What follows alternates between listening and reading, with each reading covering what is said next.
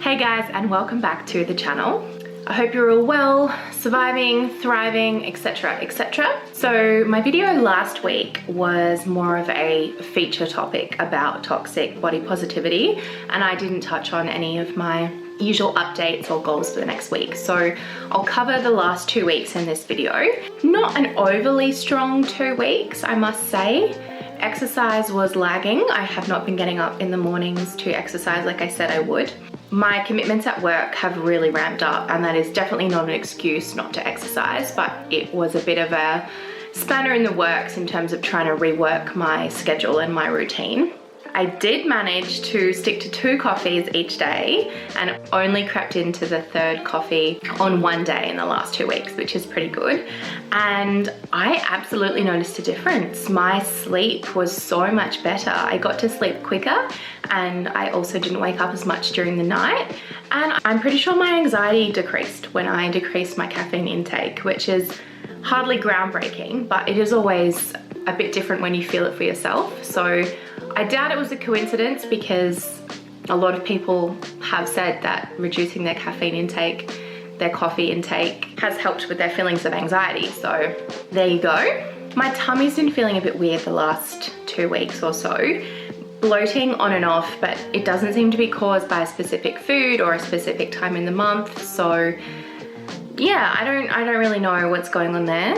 I will do some more investigating. I mentioned in the video before last video that I was going to potentially explore intermittent fasting as something that I could adopt here and there. I did it quite a lot over the 2 weeks. In fact, one week I did it 4 or 5 days out of the week. So I gave it a good crack. I definitely noticed my energy had increased, but I don't know. I'm in 2 minds about it, because that's also when the bloating kind of started. So I don't know if that's just a coincidence or not, and it could be to do with my menstrual cycle as well, but the bloating just occurring at a different stage than it usually does. Or perhaps I'm just not paying close enough attention to my cycle and I don't actually know when the bloating occurs. But regardless, I don't think intermittent fasting is something I am going to stick with. I may do it if I really specifically feel like my digestion needs a longer break than usual. But so 2 weeks ago was when I did a lot of days in a row of intermittent fasting, and last week I didn't do any at all, I don't think.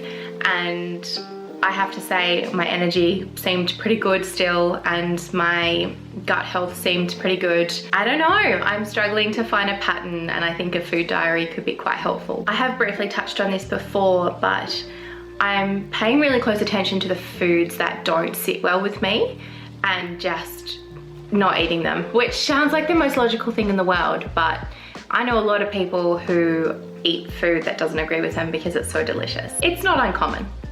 So I'm really working on cutting back on red meat and dairy because it just does not agree with me. Yogurt is fine, like natural Greek yogurt is really good. And the feta cheese that I buy, which is the full cream Australian feta, that seems fine as well, no issues whatsoever, but anything else is just not happening. So the chocolate, ice cream, full cream milk, like cheese, like tasty cheese, it's not a good time. So yeah. And it's made me think a little bit more about implementing more plant-based meals into my diet. So quite a few years ago now, I followed a vegan diet, and I did that for about 2.5 years, close to 3 years. I liked it for a lot of reasons. I ended up eating seafood. I got really strong seafood cravings, which was odd for white fish specifically. And I didn't even really like white fish that much, but for some reason I just got these intense cravings and ate seafood, and then just continued eating meat and dairy after that. So I didn't really pay close attention to how I was feeling. My reasons for going vegan were more animal related. So I was trying to lose weight then as well, but I wasn't paying a huge attention to what types and qualities of food I was eating. So I would eat a lot of processed vegan food because I was so excited that it was vegan. So lots of baked goods, lots of pasta, lots of, vegan burgers and vegan cheese and stuff, which nothing wrong with that, but I did eat too much of it, so I didn't necessarily feel amazing. But I do know that cutting back on red meat and dairy has made me feel a lot better. and it makes me want to incorporate more plant-based meals into my diet going forward. So I have a whole stack of vegan cookbooks and other types of cookbooks that would have beautiful vegetable side dishes in there. And I'm gonna make a conscious effort to go grocery shopping and buy some ingredients and actually cook some proper healthy meals. Many years ago, I did this weird thing. It wasn't really a diet, it was more of like a reset when those resets and detoxes were on trend. And a colleague at work told me about it and she was doing it. And it was pretty much no alcohol, no coffee, and only food you cook yourself. So nothing processed, essentially nothing from a packet. And she'd been doing it for a few days and felt amazing. So I thought, I'll give it a go. I did not cut out coffee though, I kept the coffee. And it was only for 2 weeks I tried to do it for.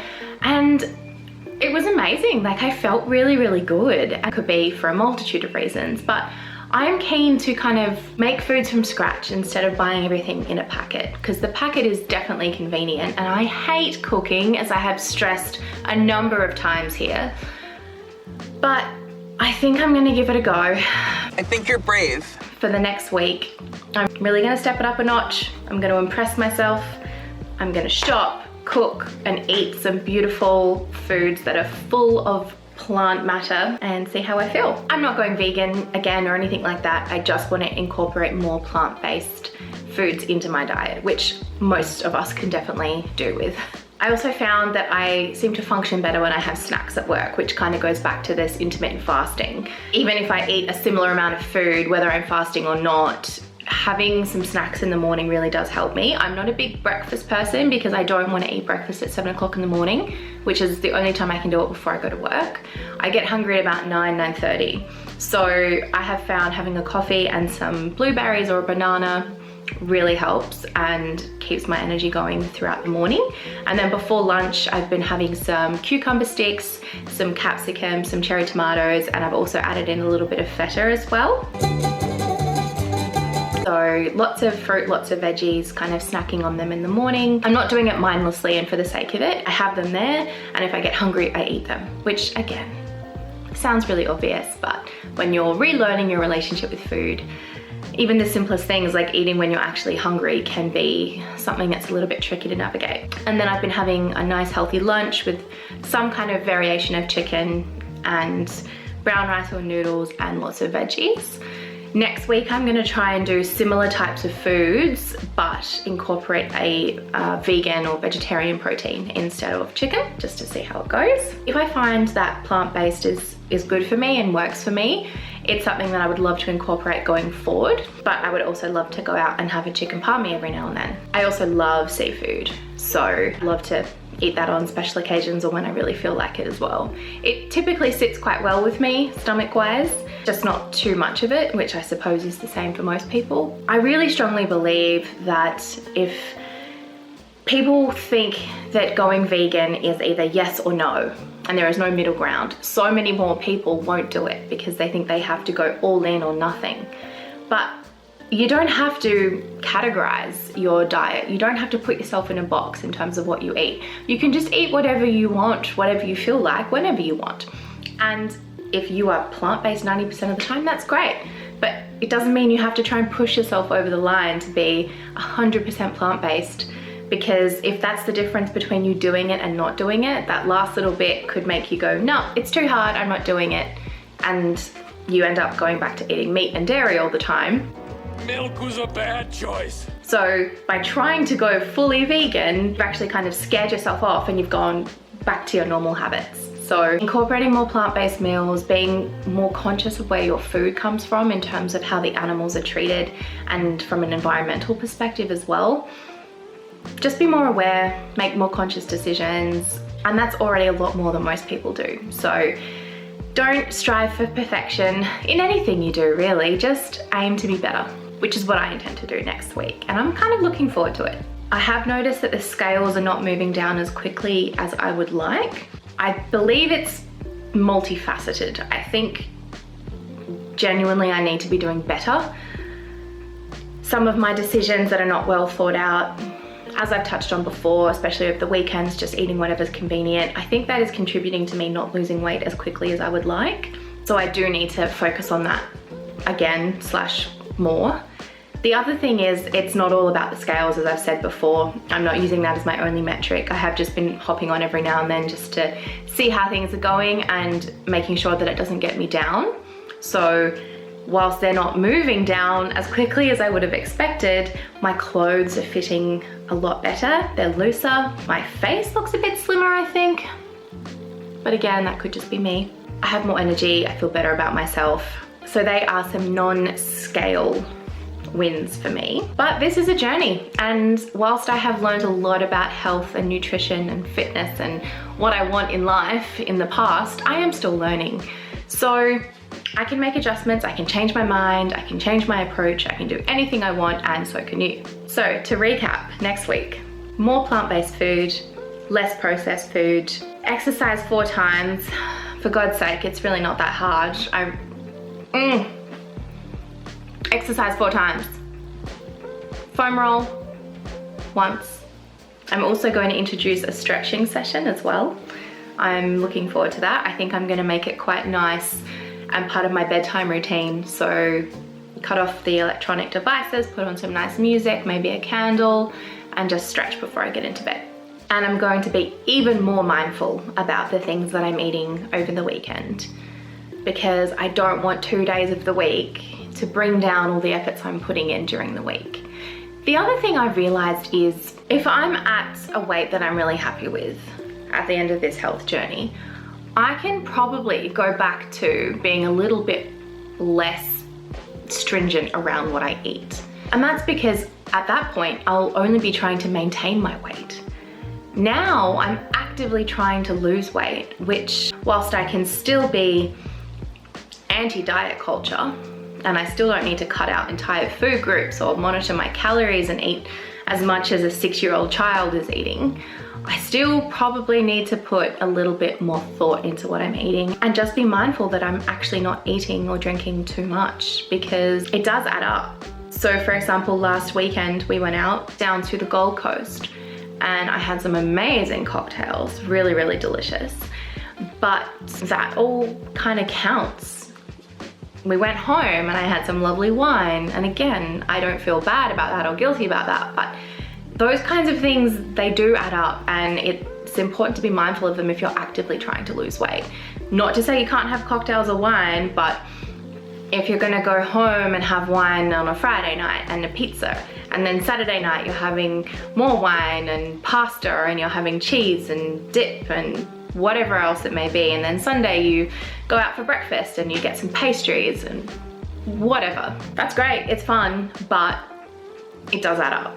And you probably can't do that every Friday, Saturday and Sunday if you are actively trying to lose weight. And that is something that I am learning. You can still enjoy those foods, but you can't go crazy. Paying attention to these things is important. So next week, I do not intend to be a sober, non-coffee drinking vegan, because I'm not making extreme changes to my diet overnight. But I will be more mindful of alcohol, and I will be more mindful about what I'm eating, especially over the weekend. I'll be paying closer attention to how food feels in my tummy and just constantly listening to my body, readjusting my approach, and getting closer to my goals. I must say, sneaky confession, I looked at myself in the mirror yesterday and again today, and I don't know what's happened, but I'm feeling myself. Don't ever be learning. I'm feeling myself. Something looks different, and I haven't gotten to this point in a while, because weight loss takes time, and when you're constantly doing ridiculous diets and binging and then doing the cycle again, and you don't actually end up losing weight, so you don't actually end up seeing the results, and then you don't feel as motivated. So this time, because I'm going slow and steady, I have been able to see some results and I feel really motivated, but I also feel like my face structure is changing and getting closer to what I remember myself looking like, which sounds strange, but sometimes I would look in the mirror and be surprised just for a split second. Like, shit, that's not you. You don't look like that. Even though I do, and I have for a little while now. But it's nice to look in the mirror and be pleasantly surprised. And I'm not even anywhere near the results I want to see for this health journey, but seeing a tiny little difference has made me feel really good. So even though you're watching this video thinking, what's she on? She looks exactly the same, which I probably do to you, but I can see the subtle changes and that is giving me a massive boost. So for anyone else that is in those first few weeks wondering what the hell they're doing and disappointed that they're not seeing results, it will come. Stay consistent and it will come. I have done a video on how to stay motivated in the first few weeks and months of your weight loss journey, which I will link above. Feel free to give that a watch. Otherwise, I will see you guys next week. Thank you so much for watching. I really appreciate the support. Remember to like and subscribe, and please feel free to leave any comments about this video or content that you'd like to see in the future. Before I go, something a little bit exciting. I have decided that I'm going to put on some of my clothes that I'm wearing at the moment and take photos of them, because I imagine they are not going to fit very soon. They're becoming looser and looser and I need to sell them. And I find selling stuff online works a lot better if you've got a picture of someone in the clothing. So I'm going to put them on and take pictures knowing that I will eventually sell them because they're no longer going to fit. And that's bloody exciting. Okay guys, much love. Thank you again, and I'll see you in a week.